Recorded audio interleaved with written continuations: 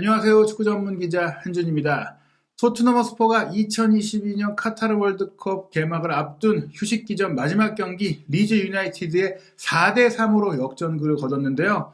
세계적인 축구 전문 매체 골닷컴 한복판에 박문수 기자를 모셔서 이날 경기 엄청난 활약을 펼친 세리에 A 출신 선수 쿨루세프스키와 벤탄쿠르 무엇이 달라졌나, 왜 포텐이 터졌나 상세하게 알아보도록 하겠습니다. 먼저 이번 경기 4대3으로 이겼는데 어떻게 보셨어요? 저는 사실 질 줄 알고 예. 계속 아무래도 다이어 선수 수비도 뭐 실수한 것도 있었고 아까 에메르송이 쏘아 올린 공 있잖아요. 예. 지겠다 싶었더니 이걸 또 뒤집어가지고 깜짝 놀랐어요. 예. 게다가 그 역전극을 요새 워낙에 터치를 많이 하고 있는데 전 보머스전 생각나더라고요. 또 한번 벤탄쿠르가 역전의 명수구나. 일단 이번 경기를 통해서 토트넘이 의미 있는 기록을 많이 만들었습니다. 사실 토트넘이 재미없다는 얘기 되게 많이 하는데 이 팀이 지금 15경기에서 31골을 넣고 있거든요. 근데 이게 옛날 2009-10 시즌 이후로 두 번째 기록이래요. 그러니까 그만큼 우리가 생각한 것 이상으로 골도 잘 넣고 있기 때문에 어떻게 보면 공격적인 작업 면에서는 그렇게까지 재미없는 팀은 아니지 않냐. 네. 기록이 증명하고 있는 거 아니냐. 네. 이렇게 볼 수 있을 것 같습니다. 스탯이라고도 볼 수 있겠지만 어찌됐거나 골이 많이 나왔다는 거죠.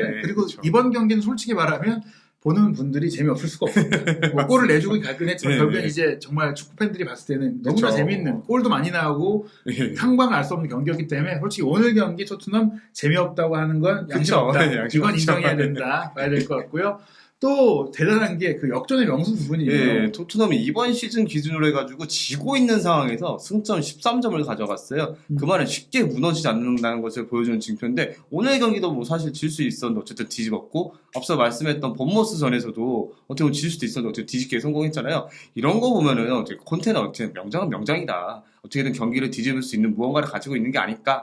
라는 생각이 들더라고요. 사실은 전반전을 끌려갔다고 볼 수 있는 건데 하프타임에 결국에는 변화를 만들어냈다는 것이고 순간적인 그 판단력이 좋았다는 것이고 또 무엇보다 선수들의 정신력을 잘 만들어냈다는 점에 있어서 콘테 감독의 능력을 인정할 수밖에 없다. 그리고 또 하나가 이런 어려운 상황에서 토트넘이 세트피스에 지금 달인이 됐다. 네, 맞습니다. 그 유명하죠. 이탈리아에서 온 세트피스 코치. 오늘 같은 경우도 어떻게 보면 해리케인 선수가 동점골 넣는 상황에서 코너킥이 시발점이 됐잖아요. 지금 여기 보시면 아시겠지만 이번 시즌에 토트넘이 코너킥으로만 10골 넣었어요. 그러니까 3분의 1 정도에 해당하는 골일 거 아니에요, 거의요. 그것도 그런데 그 중에 6골 넣은 선수가 바로 해리케인이었습니다. 네, 사실 이 기록을 말씀드렸지만 역전승 기록도 코너킥 득점 기록도 챔피언스리그를 포함하면 더 늘어납니다. 그러니까 이제 지금 토트넘은 확실하게 색깔이 있는 모습이고 어떻게 보면 콘테 감독이 그 말씀하신 이탈리아 출신의 비오 코치를 데려온 것도 그렇고 선수 영입 과정도 그렇고 뭐 팬들이 봤을 때는 약간 왜 뭐 공미도 안 사고 뭐하지? 왜 이렇게 단조로운 축구를 하지? 하는데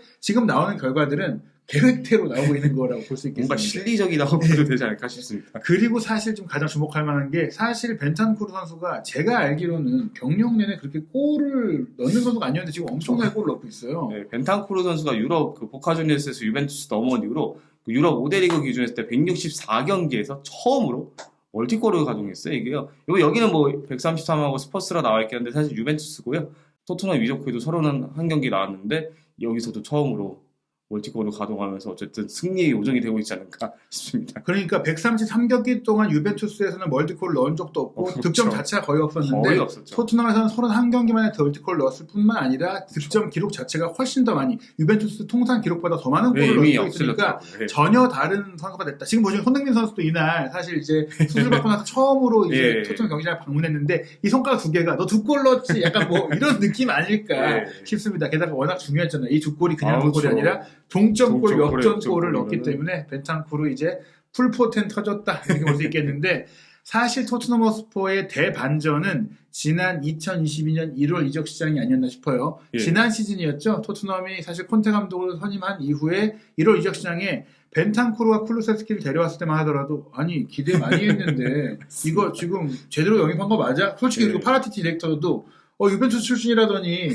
유벤투스에서 뭐 약간 유벤투스 이득되는 거 아니야? 이런 얘기 했었는데 사실 이 선수들이 실제로는 후반기에 좋은 활약해서 챔피언스리그 진출도 시켰고 근데 그 활약이 올 시즌까지 이어지고 있어요. 특히 오늘 경기 벤탄쿠르 너무 대단했습니다. 네, 벤탄쿠르 선수가 오늘 앞서 말했듯이 그 유럽 리그 진출 후 처음으로 멀티골을 가동하기도 했고 근데 세부적인 기록을 보시면 일단 평점부터가 9.1점이죠. 그리고 기대 득점이 0.45점인데 2골을 넣었다는 거는 넣기 힘든 상황에서 골을 넣었다는 모습이니까 이 선수가 이제 슬슬 0점이 잡히는 것을 보여주는 대목이라 할 수 있고요. 뭐 그 외에도 여러 가지 수치 보시면 아시겠지만 뭐 한 번밖에 없긴 했어도 드리블 성공률도 100%고 뭐 앞서 말했지만 슈팅 성공률도 어쨌든 100%죠. 이런 거 보면 이 선수가 이제는 서서히 포텐이 자리 잡으면서 어떻게 보면 그 자기만의 색깔을 확실하게 보여준 게 아닌가 싶은데요. 실제로 뭐 콘테 감독도 오늘 기자회견 끝나고 나서 이제 벤탄쿠르 선수하고 호이베르 선수 얘기하면서 두 선수의 공격적 재능에 대해 되게 극찬했잖아요. 이런 거 보면 이제 벤탄쿠르는 걱정하지 않아도 될 것 같습니다. 사실은 이제 벤탄쿠르 선수가 무르과이 대표팀에서도 그렇고 이전에 뭐 유벤투스에서도 그렇고 조금은 수비형 미드필드 위치에서 그렇죠. 공잘 차는 예, 미드필드이긴 했지만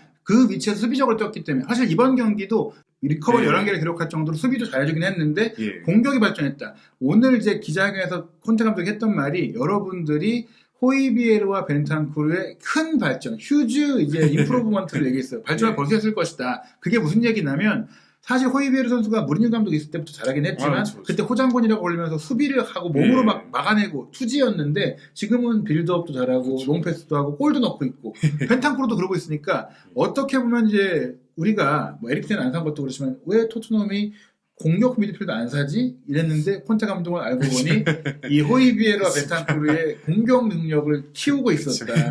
그러다 보니까 이제 벤탄쿠르가 지금까지 없던 능력을 장착했다라고도 볼 수 있을 것 같고요. 쿠루세스키는 좀 어땠나요? 사실 오늘 좀 복귀 효과 확실히 맞죠? 쿠루세스키도 확실히 그 측면에서부터 플레이메이킹이 되니까 이게 되게 원활하게 공격의 흐름이 이어가고 있잖아요. 뭐 수치가 말해주고 있죠. 물론 뭐 드리블 같은 경우는 좀 부족한 면이 없지 않아 있는데 그 공격적 위치에 있음에도 불구하고 패스 성공률이 86%라 정도 되게 높은 편이었고요. 경합 과정 같은 경우는 물론 패배한 것도 있었지만 어쨌든 상대 수비진을 충분히 흔들었다는 점에서 굉장히 고무적이라 볼 수 있고요. 무엇보다 아주 쏠쏠하게 어시스트를 기록했으니까 이 선수는 자기가 해야 할 몫을 하지 않았을까 생각하고 있습니다. 어시스트는 하나가 기록됐지만 실제 찬스 메이킹은 4개였으니까 실질적으로는 이제 데안 쿠루세스키가 실제로 어시스트를 더 많이 할 수도 있었고 어시스트로 집계되지 않은 1차 패스나 잘린 이후에 골이 들어간 장면들도 있었기 때문에 이날 쿠루세스키가 수비 한 명을 벗겨주고 또 좁은 공간에서 공을 살려주는 그런 플레이들이 지금까지 토트넘이 그런 부분에 있어서 상대 수비에 답답하던 고전하던 모습들을 확실하게 해결해줬다. 뭐 그런 면에 있어서 뭐 사실 리버풀과의 경기도 부상 복귀전이었지만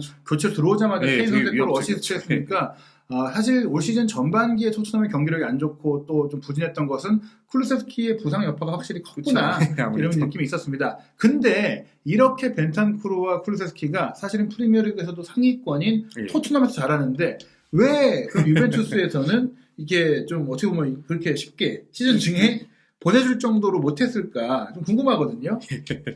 일단 뭐 히트맵이잖아요. 보시면 딱 보이는 게 프리미어리 같은 경우는 일단 토트넘 이적 후에 보시면 아시겠지만 뭐 수비 쪽에 물론 무게중심이 있는 것도 많은데 골고루 움직이고 있어요. 유벤투스 있을 때죠. 이때 감독은 알레그리 체제였을 거예요. 그때 보시면 아시겠지만은 되게 한쪽 측면에만 매달려 있고요. 보통 보시면 아시겠지만은 그 하프라인 바로 부근에서 오른쪽 수비형 미드필더 자리잖아요. 그 자리가 되게 빨개요. 이 말은 사실 벤탄쿠르 선수 같은 경우는 앞서도 얘기했지만 공격적 재능을 가지고 있었는데 유벤투스에서는 그걸 터트리지 못했단 말이에요. 그 이유 자체가 보시면 아시겠지만은 알레그리 감독 자체가 물론 알레그리 감독 체제 이후로 벤탄쿠르가 좀 폼이 많이 떨어졌는데 일단 재미없는 것도 다 둘째치고 선수의 장점을 활용하지 못한 걸로 볼 수 있을 것 같습니다. 사실 뭐 벤탄쿠르가 수비 실수한다 좀 이런 부분들을 지적받지만 오히려 좀 앞선에 가서 실수해도 다른 선수가 끊을 수 있는 위치에 있어야 되는데 본인이 실수하면 바로 골을 먹는 위치를 맡게 되니까 자신이 잘하는 걸 못하는 상태로 유벤투스에 있어서 욕을 먹은 것이다. 오히려 콘테 감독이 벤탄쿠르가 잘하는 걸 끌어주고 또 저 잘하는 걸 잘하게 해주기 때문에 잘 되고 있다고 볼 수도 있겠고요. 쿠루세스키는 어떤가요? 쿠루세스키는 이게 더 극명하죠, 사실. 이 선수가 사실 파르마 때만 해도 되게 발음 빠르잖아요. 되게 정교한 선수로서 되게 유명했잖아요, 실제로도. 그래서 유벤투스 이적하기도 했는데 그 당시하고 제가 조금 비교해보면 파르마 같은 경우는 그 아무래도 제르비뉴 선수가 왼쪽에서 많이 뚫어주긴 하니까 오른쪽에서 그 쿠루세스키가 공을 가져가면서 플레이 메이킹 해준 게 있었는데요. 유벤투스 같은 경우는 보시면 아시겠지만 필로도 했고 알레그리도 있고 일단 필로 같은 경우는 그 쿠루세스키 선수가 물론 측면에 움직여도 되게 플레이 메이킹 같은 거 잘해주긴 하잖아요. 그러니까 그것 때문에 여기저기 포진을 되게 많이 썼어요. 물론 이 기준 같은 경우도 필러 감독 기준이긴 한데 보시면 아시겠지만은 토트넘 때와 다르게 한쪽에만 있는 게 아니라 중앙에서도 쓰고 왼쪽에서 쓰고 오른쪽에서 쓰니까 선수가 어떻게 보면 어린 선수인데 자리를 잡아야 되는데 여기저기 활용되고 있으니까 겉돌았다는 느낌이 되게 강했거든요. 그 다음 시즌 뭐 여기 따로 표현 없지만은 알레그리 감독 때는 뭐 사실 그 감독을 평가 잘하는 게 아니라 그 팀 내에서는 전 무슨 색깔인지도 모르겠고 있는 선수들 기존에 잘 나가던 선수들도 대체로 폼이 많이 떨어졌기 때문에 일단 노래로 치고요. 토트넘 이적 후에는 보시면 아시겠지만 콘테 감독이 오른쪽 측면에서의 플레이 메이킹을 많이 시키고 있고 일단 팀 성향 자체가 유벤투스 같은 경우는 기본적으로 뭐 색채가 부족하다 뭐하다 지공 플레이를 위주하는데 토트넘 같은 경우는 아무래도 속공에서 되게 강하잖아요. 그러다 보니까 측면 양쪽 윙어를 활용하는 빈도수가 높아졌기 때문에 그런 면에서 좀 차이가 있지 않았을까라고 생각하고 있습니다. 결국에 이제 속도를 떠나서 역습 상황으로 들어가면 뒷공간을 활용할 수 있고 상대와 1대1로 부딪힐 수가 있는데 유벤투스에서는 이 선수가 가운데에 기용되기도 했었고 또 지공이니까 상대가 멈춰있는 상태에서 뚫으려고 하니까 또 본인이 갖고 있는 단점들이 잘 드러났다. 그러니까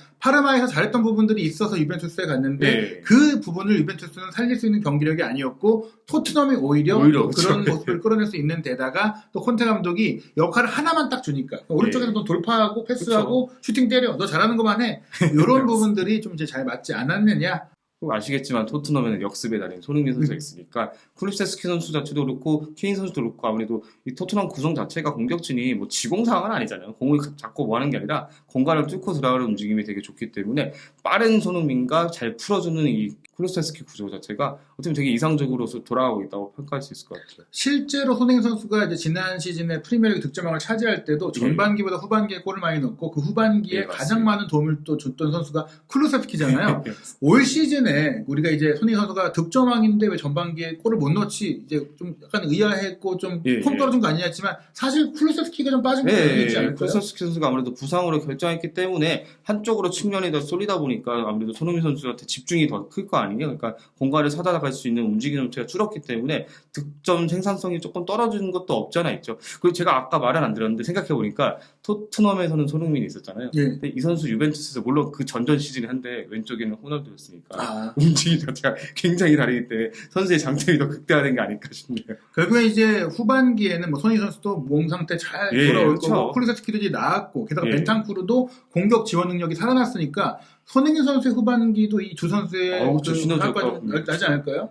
분명 좋을 것 같고 특히 이 쿠루세스키 선수 같은 경우는 스웨덴이 월드컵에서 떨어지면서 오히려 어떻게 보면 한 달 정도 되는 시간 동안 휴식기를 거치면서 더 폼을 더 끌어올릴 수 있으니까 어떻게 보면 토트넘의 입장에서도 분명히 이건 고무적인 성과라 생각하고 있고요. 실제로도 뭐 지난 시즌 이미 입증됐잖아요. 오른쪽에서 쿠루세스키가 풀어주면서 드리블로 치고 들어오고 역습 상황에서는 손흥민 선수가 나가주는 움직임 자체가 제가 봤을 때는 토트넘에서는 가장 이상적인 그림이라고 판단하기 때문에 후반기 때 분명 지금보단 쿠루세스키도 그렇고 손흥민 선수도 그렇고 분명 둘 다 고무적인 성과를 거두지 않을까 생각하고 있습니다. 실제로 쿠루세스키가 있을 때는 케인 선수가 중간 연결고리 하면서 10번 역할을 내려가서 해주니까 그럴 때 손흥민 선수가 앞으로 가게 되거든요. 지금은 손흥민 선수가 없으니까 벤탄쿠르 선수가 그 위치까지 올라가서 골을 넣어줬는데 손흥민 선수까지 돌아온다면 이제는 다시 지난 시즌 후반기처럼 케인이 연결고리, 쿠루세스키가 컷백, 손흥민이 골을 넣는 그런 패턴이 많이 나올 것이다. 그러면 전반기에 못 넣은 골을 후반기에 손흥민 선수가 또 많이 넣을 수 있다. 이렇게 좀 기대할 수 있겠습니다. 쿠루세스키와 벤탄쿠르의 활약이 손흥민 선수에게도 큰 도움이 될 수 있기 때문에 사실 손흥민 선수도 이날 경기장에 와서 벤탄쿠르랑도 인사 나누고 좋아하고 또 쿠루세스키도 이렇게 너무나 좋아하는 모습 봤을 때는 또 유대감이나 이제 친밀감도 큰 것 같아요. 여러 가지로 반가운 소식인 것 같은데요. 이제 2022 카타르 월드컵 일정으로 인해 한동안 프리미어리그 경기는 열리지 않지만 월드컵에서 손흥민 선수 좋은 경기 펼치고 또 토트넘에 돌아와서도 말씀드린 올 시즌 전반기 못 넣은 골들 쌓아 올리면서 혼란의 기록에 도전했으면 좋겠는 마음이 있습니다. 한준TV는 2022 카타르 월드컵 소식도 준비하고 있습니다. 세계적인 축구 전문 매체 골닷컴 한국판의 박문수 기자와 함께 디테일하고 정교한 유럽 축구 분석도 이어갈 예정이니까요. 많은 관심 부탁드립니다.